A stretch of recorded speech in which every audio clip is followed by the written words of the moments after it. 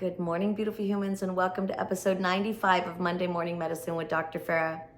For today's episode, I want to remind you it is time for change. Now, change is something that we're all uncomfortable with. We're used to our routines, we're used to set patterns, and when change happens, it makes us feel very uncomfortable, and a lot of times we are resistant to that change. And it can be in any aspect of our life. But the change that I'm talking to you about today is the change that's what's happening here in the United States. When it comes to what's happening in our schools, I stand before you as a proud educator. I've been a teacher for 22 years, and it breaks my heart every time I see another school shooting. If it should have stopped at the first one, the first one should have even happened.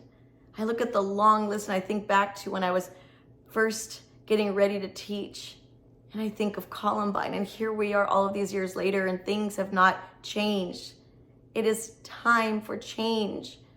I know what it's like to be an angel mom, to never have your child come home, and my heart breaks for these parents who send their children to school, and they will never come home. Things have got to change. I am a gun owner, but my God, I would give up my gun if it meant it would save just one life. How are not all of these other adults lining up to do the same? It is time for change.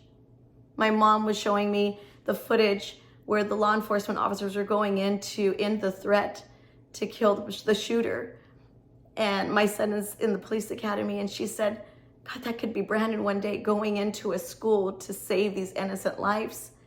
And while that is true, and I'm terrified that that would be my son's role as a law enforcement officer, I also told my mom that could also be my role as a teacher.